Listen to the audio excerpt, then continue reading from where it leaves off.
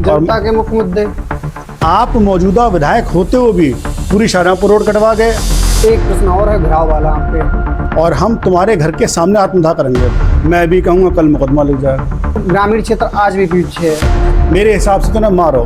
तो जनता से निवेदन है हाथ जोड़ के। जनता के मुख्य मुद्दे बिजली को लेकर हो गया। बिजली कटौती बीसलपुर में बहुत होती है। आपने तो गांव ग्रामीण क्षेत्र में पैदल चल के वोट मांगे हैं। बिजली के तारों की इतनी खराब व्यवस्था है, ट्रांसफार्मर जर्जर हैं, अभी 1 घंटे पहले सही करके आता है, खराब हो जाता है। इसे ठीक करने के लिए जो बुनियादी ढांचे हैं इनको सही करने के लिए आपके क्या प्रयास रहेंगे? देखो भाई, मेरे हिसाब से तो मेरा कुछ भी कहना चैनल पे गलत हो जाएगा। मैं भी कहूँगा कल मुकदमा लग जाएगा। मेरे हिसाब से तो ना मारो है ना। नहीं, आपका कोई विजन तो होगा कि हम विधायक बन गए तो हम ऐसा करेंगे। हम विधायक बने पहले स्टाफ चेंज करेंगे पूरा। जे डेड बॉडी बैठा रखी है जिनको इतना सब तमीज नहीं है कि जनता के काम कैसे करने चाहिए। हमारे यहाँ बिजली नहीं है, या बैठो ये सोलर पैनल चल रहे हैं। सरकार कहती है आखिरी मकान तक बिजली पहुंचाएंगे, वो आखिरी हमारा नहीं गिना गया ने। यहाँ 20 मकान बन गए, बिजली नहीं है। कोई पैनल से काम चला रहा, बना लोग दिन में यहाँ रहते हैं, काम करते हैं, शाम को घर लौट जाते हैं अपने। बिजली विभाग को आपके चैनल के माध्यम से शुभकामनाएं देना चाहता हूँ, बहुत बहुत बधाई देना चाहता हूँ। बिजली विभाग से अच्छा काम कोई ना कर रहा ना कर सकता पूरी धरती पे। और बिजली विभाग जो है आज नंबर 1 पे आ गया। इनने पुलिस को पीछे छोड़ दिया। क्या लगता है सबसे भ्रष्ट अगर विभाग देखा जाए जिसमें सुधार की सबसे ज्यादा जरूरत? बिजली सुधार छोड़ो, मार की बहुत आवश्यकता उनके लिए, बहुत ज्यादा बहुत ज़्यादा। उसका कारण ये है, आप बिजली विभाग में कोई काम लेकर के जाइए, पहले तो वहाँ 50 दलाल बैठे होंगे। पहले आप उन्हें पैसा दो, फिर उनके अधिकारियों को पैसा दो। उसके बाद जैसे कोर्ट में तारीखें पड़ती हैं वैसे तारीखें चलेंगी आपकी कि हो जाएगा हो जाएगा हो जाएगा। उसका कारण ये है, खास तौर से जो छोटे ज़िले हैं या छोटे कस्बे के लोग रहने वाले हैं, वहाँ पर समस्या ज़्यादा है। ज़्यादा इसलिए कि वो जैसे यहाँ से पीलीभीत को शिकायत करने जाएगा, अब शिकायत करने जाएगा, उससे अच्छा सोचता है यार चलो क्यों ना हम 1500 रुपये दे दें। हाँ। जाएगा 2000 रुपये तेल खर्च करके जाएगा, 1500 यही दे दें। बिजली विभाग काम नहीं करना चाहता और यही कारण है जो बिजली से पूरा यूपी परेशान है इस टाइम पे। दूसरा मुद्दा जनता का आपने बता दिया कि हम मदर चाइल्ड हेल्थ केयर लेके आएंगे। एक मुद्दा यहीं पर ये आता है, बीसलपुर का हॉस्पिटल है निम्न स्तर का, बहुत निम्न स्तर का। आपके अगर कहीं खरीच लग गई है तो इस तरीके का इलाज हो जाता है। बाकी अगर अच्छे इलाज की बात करें, इमरजेंसी की बात करें, तो भले ही रास्ते में किसी की डेथ हो जाए, लेकिन हमने कभी ये नहीं सोचा कि कोई हॉस्पिटल यहाँ बने और उस व्यक्ति का यहीं इलाज हो, ताकि किसी परिवार के सदस्य का, किसी भी परिवार का कोई भी हो गया, A to Z बिछड़ता बुरा तो लगता ही है। इन व्यवस्थाओं को सुधार करने हैं तो आपका विजन क्या रहेगा? देखिए, मैं आपको अपना बताऊं, मैं जिला पंचायत सदस्य के तौर पे रहते हुए जी, जो जिले के 2 बड़े अस्पताल बने वो हम अपने यहाँ लेके आए, बड़ा गांव और देवरिया। हमारे अस्पतालों में भरपूर स्टाफ है, भरपूर दवाइयाँ हैं। हमारे यहाँ जब तक बड़ा मैटर ना हो जाए पेशेंट बाहर नहीं भेजे जाते। हमारे यहाँ अस्पतालों में लगभग वो सारी सुविधाएं, 30-30 बेड के हॉस्पिटल वो बने हुए हैं। ये हमने एक जिला पंचायत के तौर पर रहते हुए उदाहरण पेश किया कि कैसे अस्पताल चलाए जाते हैं। स्वास्थ्य समिति के जिला पंचायत के हम सदस्य भी हैं। अच्छा। हम आज तक कभी किसी अस्पताल छापा मारने नहीं गए, ना चेकिंग करने गए, क्योंकि हम भी हैं, रत्नेश जी भी हैं बीसलपुर से, कभी नहीं गए। क्यों? हमारा ये काम नहीं है कि हम कहीं छापा मारने जाएं और ईंटें बजाएं और फिर वहाँ से पैसा लेके चले हैं। हमारा ये काम भैया है नहीं, ठीक है। ये जब हम विधायक बनेंगे अस्पताल खुद ही लेके आएंगे, सारी सुविधाएं खुद ही ले आएंगे। उससे पहले कौन जाए, कौन ईंटें बजाए, कौन डराए धमकाए, कौन मास्टर साहब से कहे। अब जैन जी धर्मेंद्र प्रधान का इस्तीफा मांग रही है ना, जिसको जानती पहचानती नहीं। हमारे यहाँ विधायक हैं विवेक वर्मा जी, वो डिग्री कॉलेज चले गए, स्टाफ भी खड़ा है और पता नहीं ठेकेदार से कह रहे हैं स्टाफ तेरे खोपड़ी पर ईंट मार दूंगा। पूरे जीवन काल उन्होंने मच्छर मारा नहीं आज तक।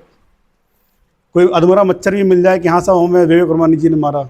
और वो जो शिक्षकों को सम्मान देने की व्यवस्था होती है, बच्चों के सामने खड़े होकर के उनके ही शिक्षकों से आप कह रहे हो सर में ईंट मार देंगे, या आप परेशान कर रहे हो, उनकी बेइज्जती कर रहे हो। शिक्षकों उनका इस्तीफा पहले मांगना चाहिए बच्चों को। अच्छा, आप एक बात बताओ, ऐसा कौन सा विधायक होगा जैसे हम जिला पंचायत का काम कराते हैं, हमें पहले दिन पहले घंटे पता होता है कि हम कौन सा काम पास करा रहे हैं, कितने मीटर कितने किलोमीटर का है, या कौन सी बिल्डिंग बन रही है, कितने दिन में बन जाएगी, कितना उसका बजट है, और क्या क्या चीज़ें हैं। सारी चीजें प्री प्लान होती है। सब चीज़ें पहले घंटे पता होती है, पहले घंटे। और ऐसा कभी नहीं हुआ कि निर्माण से पहले हमें सूचित न किया जाए या हमें जानकारी न हो। आप मौके के विधायक हो, और विधायक होने के बाद में आपको ये नहीं पता कि कौन सी संस्था उसको बनवा रही है, आपको ये नहीं पता उसका, और फिर आप ये भी कह रहे हो कि हम इसको लेके आए, कि हमने इसका पैसा पास कराया। फिर आप ये भी कह रहे हो कि इन्होंने हमसे उद्घाटन नहीं कराया, फीता नहीं कटवाया। फिर आप ये भी कह रहे हो कि जो बीम बन गई है वो लटक गई है, जो निर्माण हुआ है उसमें पहाड़ी रेते का इस्तेमाल किया है। आप ये भी कह रहे हो कि अब ईंट दोम लगाई है पूरी इस बिल्डिंग में। अब हम और यहाँ के छात्र आपको ईमानदार तब मानेंगे जब वो पूरा सिस्टम टूट जाए, नए स्तर से काम। बिल्कुल जीरो से। भाई अब आप खुद कह रहे हो वीडियो में कि बीम लटक गई और रेता खराब लगा है। जब आप खुद मान रहे हो, और छात्रों की सुरक्षा की आपको चिंता भी बहुत है, हम तो अब आपको तब ईमानदार मानेंगे जब पूरी नींव समेत सब खुद जाए और जीरो से स्टार्ट हो। वरना आप ईमानदार हमारी नज़र में तो हो नहीं। सुबह आप ईंटें बजाए आए, पब्लिक में वाहवाही ले ली कि साहब हमारे विधायक जी ये कर गए, ऐसा कर गए, वैसा कर गए। शाम को आपने सेटलमेंट कर लिया और उसी नींव पे निर्माण दोबारा शुरू हो गया। तब आप कहे कि ईमानदार? हम तो नहीं मानते। मेरी नज़र में हम तो ईमानदार तब मानेंगे, और हम क्या, सब जनता, सब छात्र, सब शिक्षक, सब अध्यापक, या कॉलेज का जो प्रबंधन समिति है, जो सपोर्टिंग स्टाफ है, हम तो तब ईमानदार मानेंगे आपको जब आप बिल्कुल नए सिरे से काम कराओ। सब बेकार की बातें हैं। उनका मेन टारगेट ये रहता है कि कैसे करके अपने आप को हम सुप्रीम बताएं, कैसे करके हम अपने आप को दूसरे से बेहतर बताएं। अच्छा, बेहतर कैसे बताओगे? या तो दूसरे से बेहतर हो जाओ, हमसे बेहतर तो हो नहीं सकते इस जन्म में, या दूसरे को डाउनग्रेड करो। हाँ, डाउनग्रेड कर सकते हो, बुराई बदनामी करके, पीछे पड़ के। इतना मैं माइंड करता नहीं। यहाँ दूसरा जनता का मुद्दा है, ग्रामीण क्षेत्र में आज भी रोड की बहुत ज़्यादा दिक्कतें हैं। एम्बुलेंस नहीं पहुंचती है, खामियाजा मरीजों को उठाना पड़ता है, उनके परिवार वालों को उठाना पड़ता है। कहीं ना कहीं वो ग्रामीण क्षेत्र आज भी पीछे है। इसका जो बुनियादी जो स्तर की जो समस्या है उसे आप कैसे दुरुस्त करेंगे? देखिए, उसका जो बुनियादी समस्या उसे तो निपटाएंगे हम संवाद करके, बैठ के बात करेंगे गांव वालों से, और जब एक पावर होगी, जब एक कुर्सी होगी, उस हिसाब से बात करके उसको समस्या को समाधान करेंगे। आपके चैनल के माध्यम से एक मैं आपको नई जानकारी देना चाहूँगा। खजुरिया गांव के पास में खजुरिया गौटिया पड़ती है, उसमें आज तक बिजली नहीं आई है।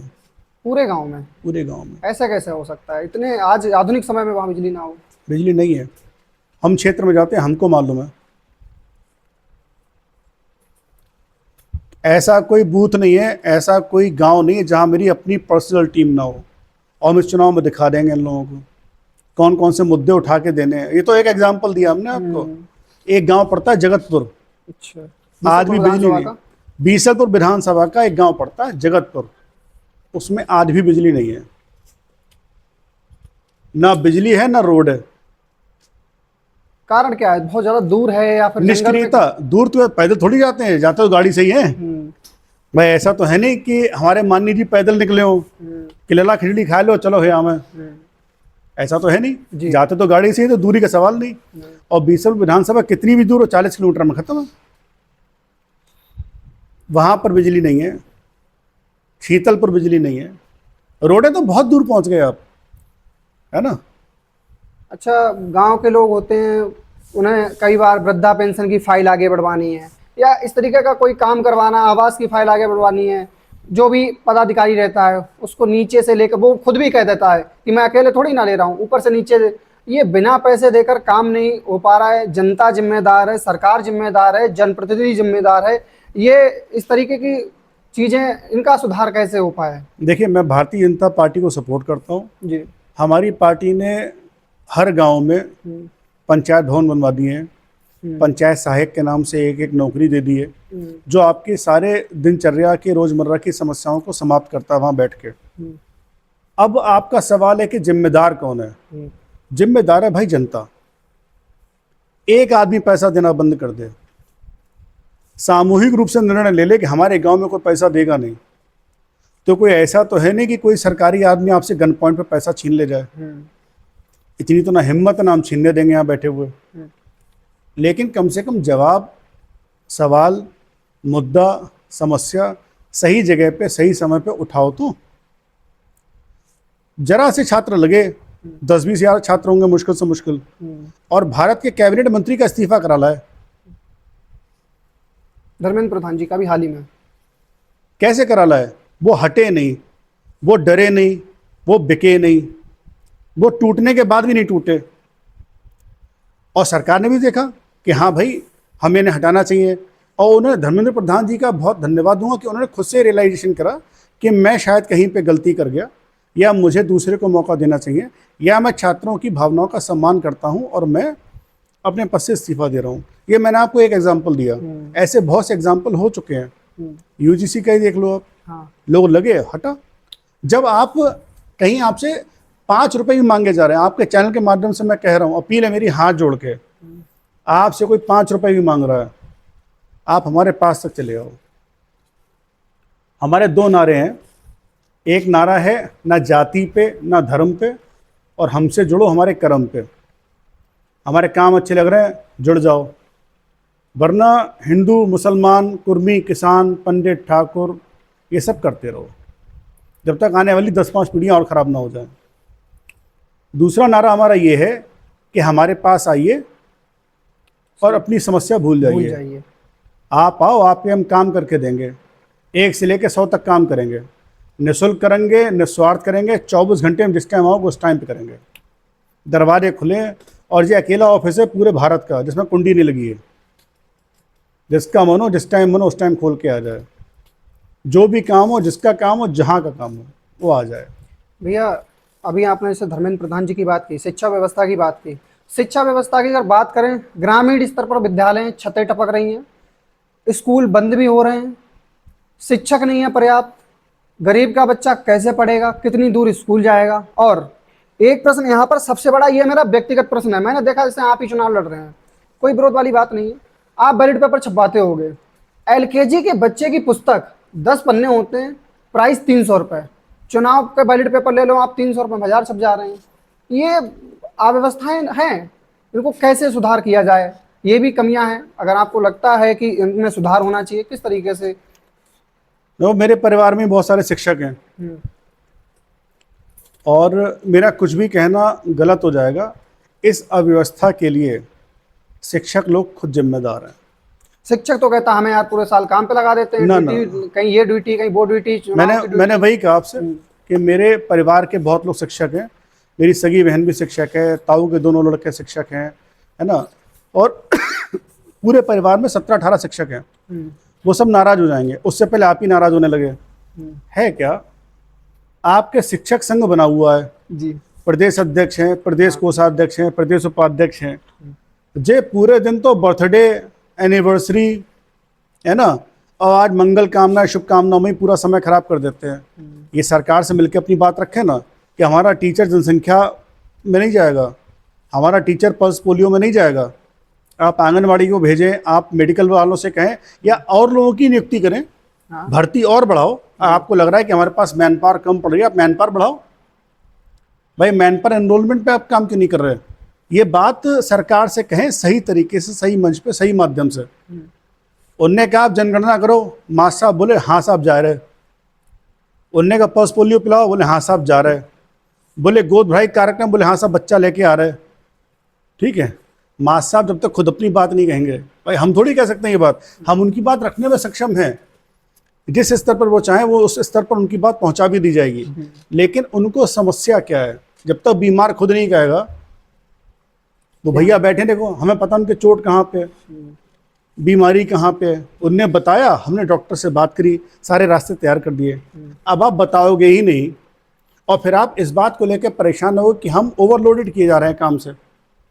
अगर आप पे काम का ओवरलोड है तो ये बात भी आप लिखित में सरकार को दो कि हम ओवरलोडेड हो रहे हैं काम से, या तो हमको उसका आउटकम के रूप में, प्रतिफल के रूप में पैसा ज़्यादा मिले, या हमारे साथ में काम करने के लिए हमें एक सपोर्टिंग स्टाफ और मिले, या हम ये काम नहीं करेंगे। हम इन 3 शर्तों में जो सरकार माने उस पर तैयार हैं। अपनी बात वो कहीं रख नहीं पा रहे, पहला कारण एक ये है। दूसरा कारण ग्रामीण जनता में, गांव का नाम नहीं लूँगा, मेरे जिला पंचायत क्षेत्र में है, वहाँ के एक टीचर हैं, वो मेरे पास आए, मैं उनका बहुत सम्मान करता हूँ। और वो आए और वो बोले साहब हमारा स्कूल बंद होने जा रहा है, हम नहीं चाहते स्कूल बंद हो, लेकिन क्योंकि बच्चों की संख्या कम है हाँ। तो हम कुछ कर भी नहीं सकते। मैं उनके साथ गांव गया, डोर टू डोर गया, एक एक दरवाजे पे। ना मेरा वोट वहाँ पे, ना मेरे परिवार के लोग, ना मेरी बिरादरी के लोग, ना मेरी टीम का कोई आदमी।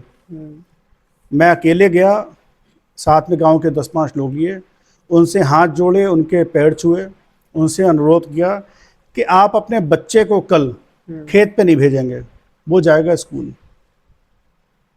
हमारे पेरेंट्स में पहली गलती शिक्षकों की दे रहा हूँ मैं, क्योंकि वो अपनी गलती मान लेंगे। जी।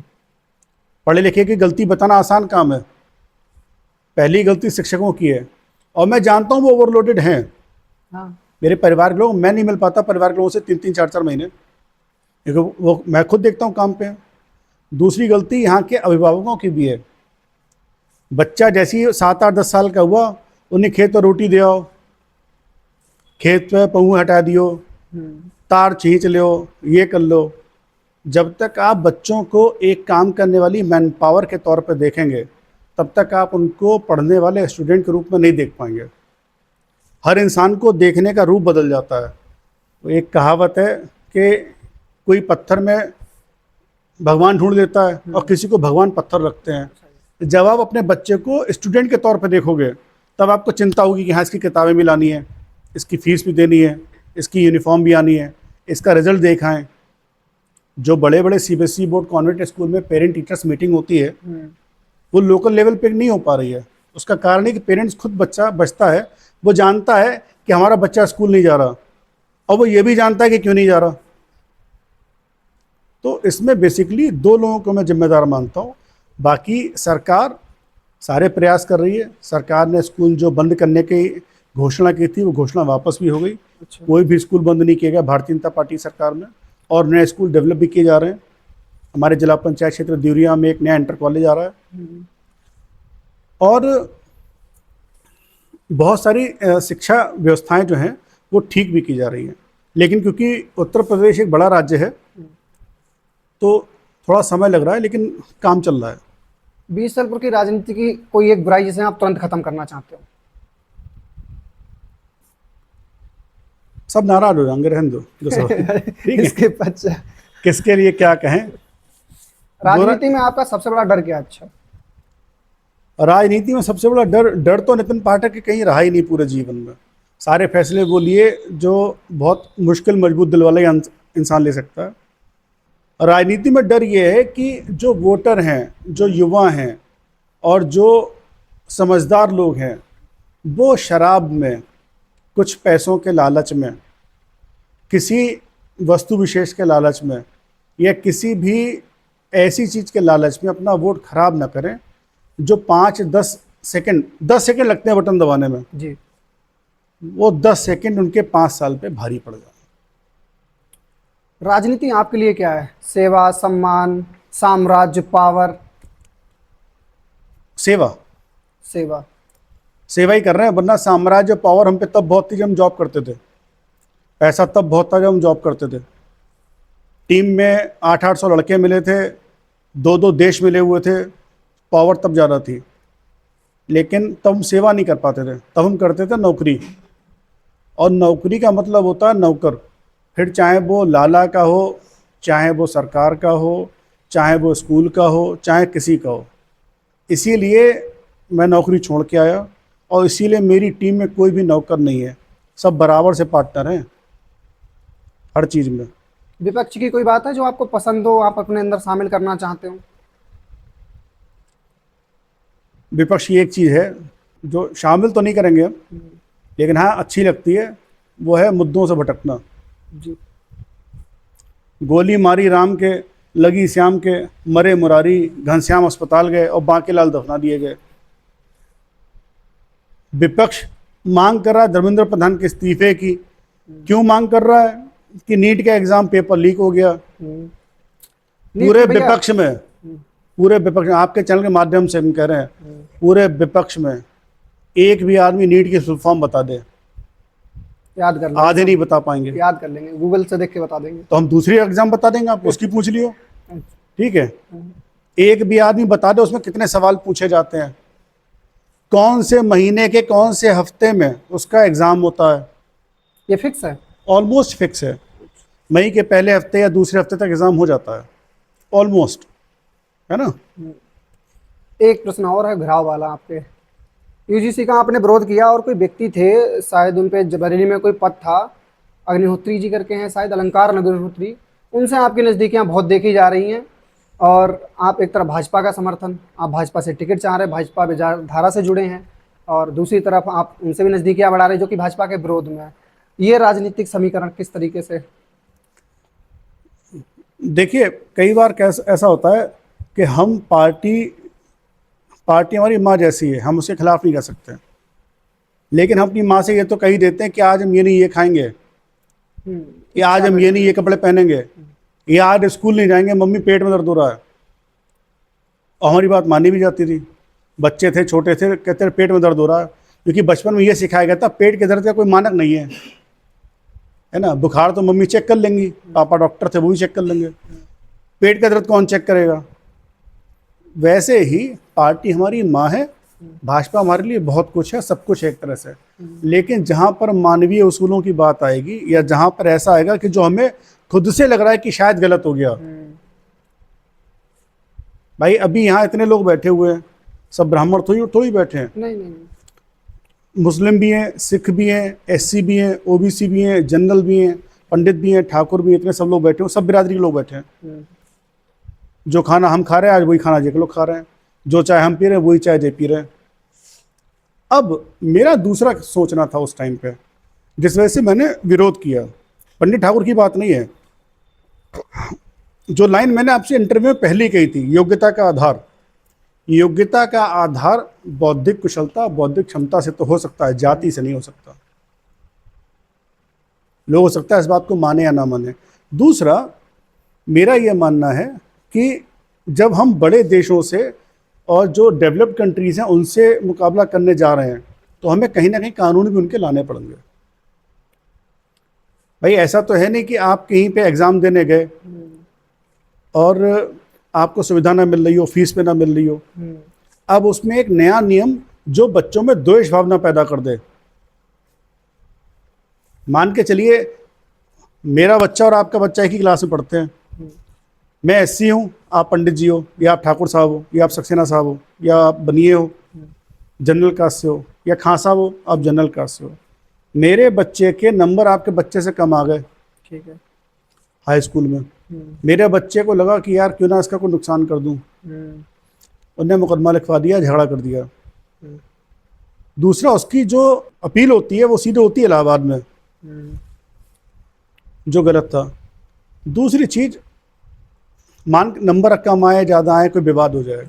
क्रिकेट मैच खेलते टाइम पे बच्चों के बहुत झगड़े होते थे, हमारे बहुत हुए, ठीक है, बहुत ज़्यादा हुए, यहाँ भी हुए, हमारे तो परिवार में झगड़ा हो गया था। ऐसा झगड़ा हुआ कि हमको इरफान पहलवान के यहाँ 16 दिन रहना पड़ा। तो उन झगड़ों में कोई आदमी उकसा दे किसी को या मिसगाइडेड कर दे, बचपने में वो चीज़ें, बचपन से अच्छा कुछ है नहीं। बचपन बिल्कुल free mind, full of freedom, full of education, full of knowledge, full of excitement and full of enthusiasm होना चाहिए कि हमारा बचपन साहब यादगार बीता है और हमने इतनी चीज़ें सीख ली। बचपन इसमें नहीं होना चाहिए कि ये ब्राह्मण हैं, ये ठाकुर हैं, या ये हैं, ये हैं। ये राजनीतिक चीज़ें हैं, राजनीति तक सीमित रखी जाए, छात्रों तक इनका असर नहीं पड़ना चाहिए। लोग गलत ले गए मेरे उस स्टेटमेंट को भी, जिसमें मैंने कहा था कि सब छात्र बराबर से हैं। जब आप क्रिकेट मैच खेलते हो या चेस खेलते हो, या एक लड़का आर्यन गंगवार है यहाँ, बहुत लोगों को जानकारी नहीं है, चैनल के माध्यम से बताना चाहूँगा, वो यूपी में अभी शतरंज के चैंपियनशिप जीत के आया है। वो आया यहाँ मेरे साथ गेम खेले, हम लोग उस पूरी रात मैच खेले हैं। हम यहाँ बैठे थे, वो हमारे सामने बैठा हुआ था, और यहीं चेस खेले हैं।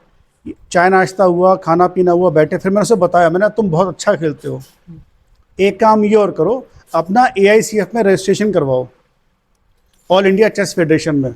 इसमें तुम्हारी मदद अंकुर सक्सेना करेंगे, जो बरेली में रहते हैं। अंकुर सक्सेना हमारे बहुत गुरु रह चुके हैं और वो AICF के रजिस्टर्ड मेंबर भी रहे हैं, हम भी रहे, वो भी रहे। वो आपकी मदद करेंगे और आप बड़े टूर्नामेंट्स खेलने जाइए। हमने उससे अगर ये कहा होता कि बेटा तुम कुर्मी हो, ठीक है, अब तुम चेस यहीं तक खेलो, आगे मत बढ़ो, मेरी बात समझो आप, हाँ, तो हमारी आप कह सकते थे, जाती हम उसे खुद भेज रहे हैं आगे। राइट। यहाँ बहुत से बच्चे आते हैं जो हमसे एग्ज़ाम के बारे में पूछने आते हैं। अगर हमें नहीं भी पता होता है तो मेरे संपर्क इतने अच्छे लोगों में है, पढ़े लिखे लोगों में, मैं उनसे पूछ के बताता हूँ कि भैया आप इनसे जानकारी कर लो, ऐसा ऐसा कर लो, आप इस एग्ज़ाम में आगे बढ़ो। कुर्मी, किसान, हिंदू, मुसलमान, पंडित, ठाकुर, ये सब चुनावी बातें हैं। पार्टियां आती हैं, अपनी अपनी बिरादरी को सेट करती हैं, चुनाव लड़ती हैं, चली जाती हैं।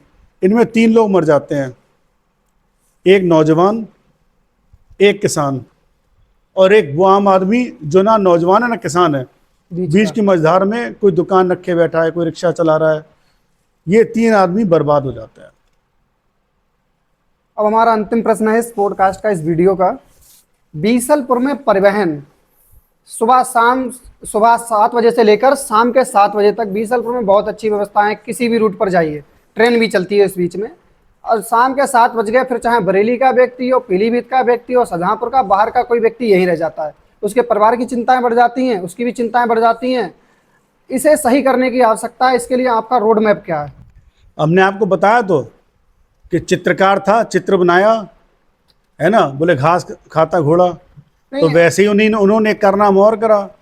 उन्हें रोडवेज की ज़रूरत थी तो वो रोडवेज वहाँ लेके आए जहाँ उनका मकान है, जहाँ उनकी ज़मीनें हैं, जहाँ उनका पेट्रोल पंप है, जहाँ उनको 4 पैसे बचे, 4 लोग जाने। उनका मकसद सेवा का नहीं है। वरना रोडवेज के लिए सबसे अच्छी जगह थी विद्या मंदिर के पास में पड़ी हुई फैक्ट्री, उसमें सहकारिता विभाग का, न्याय विभाग पे कुछ पैसा बकाया है जी। या तो वहाँ कोर्ट बन जाए या रोडवेज बन जाए, सबसे अच्छी जगह है वो। आप बाहर बाहर बसंडा निकल जाओ, आप बाहर बाहर पीलीभीत निकल जाओ, वहाँ से नवाबगंज साइड से निकल जाओ, हर जगह आप इधर होके बरेली निकल जाओ, शाहजहाँपुर पास है। उसके बाद में अगर आप देखोगे तो जो ये बसंडा वाली नहर है, नॉर्मल स्कूल के पास का एरिया अच्छा था रोडवेज बनाने के लिए। यहाँ पे उन्होंने अपना व्यापार बढ़ाने के लिए और अपने मकान की वैल्यूएशन बढ़ाने के लिए यहाँ बनवाया।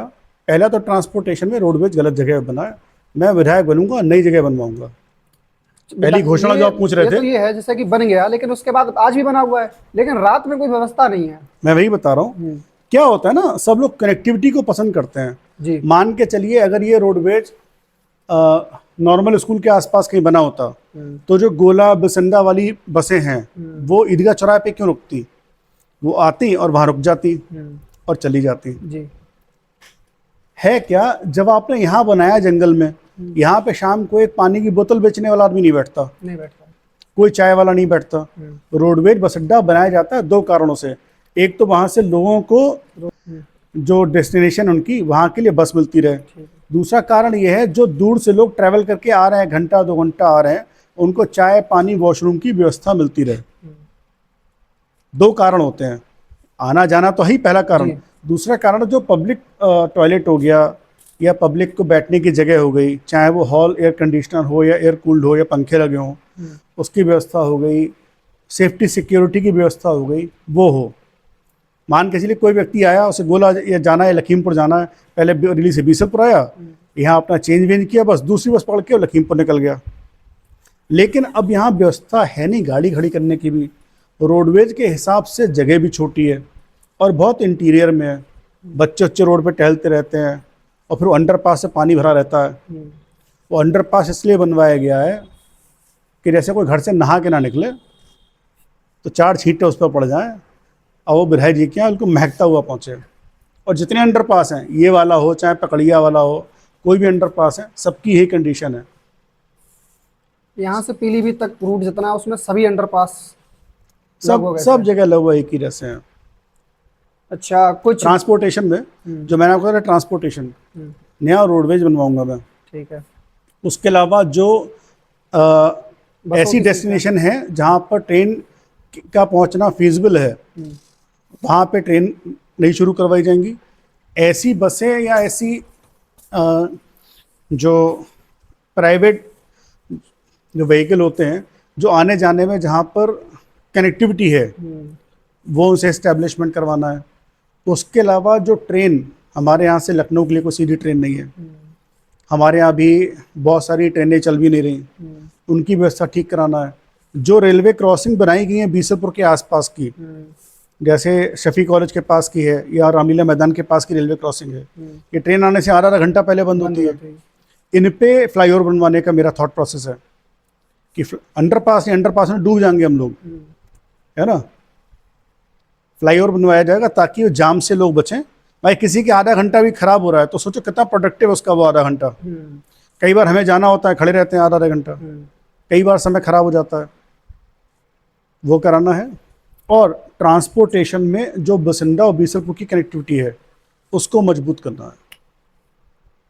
हमारे चैनल के सुझाव यानी कि हमारे अपने सुझाव हैं। बीसलपुर विधानसभा में, सिर्फ बीसलपुर में ही नहीं, अच्छे पार्क होने चाहिए, मुख्य स्थानों पर जैसे फ्री इंटरनेट की व्यवस्था होनी चाहिए, पब्लिक टॉयलेट्स भी होने चाहिए, बहुत बड़ी समस्या है बीसलपुर के अंदर। बिल्कुल ठीक बात है। और शिकायत पेटी भी होनी चाहिए, या फिर एक ऐसा ऑनलाइन पोर्टल जैसे सीएम साहब का होता है, कोई आम व्यक्ति उस पर शिकायत करता है, फिर उसके बाद उसका समाधान हो जाए। आप इन पर प्रयास करेंगे? बिल्कुल करेंगे। ठीक है, ये तो बहुत अच्छा हो गया हम लोगों के लिए, और ये बिल्कुल हमारे चैनल करेंगे। की ओर से, हमारी ओर से सुझाव था कि ऐसा होना चाहिए। बाकी कुछ ऐसी बातें जो हम आपसे ना पूछ पाए और आपको लगता है कि एक जनप्रतिनिधि को इन बातों को सोचना चाहिए और जनता को भी इस चीज को लेकर अपने जनप्रतिनिधि से एक्सपेक्टेशंस रखनी चाहिए। तो जनता के लिए एक सुझाव है और हाथ जोड़ के निवेदन है, जनता अपने बारे में सोचे, सही जनप्रतिनिधि का चुनाव करे, जी, सही और गलत में फ़र्क करना सीखे। जनता जानती है लेकिन बोलती नहीं है। शांत रहना बंद कर दो।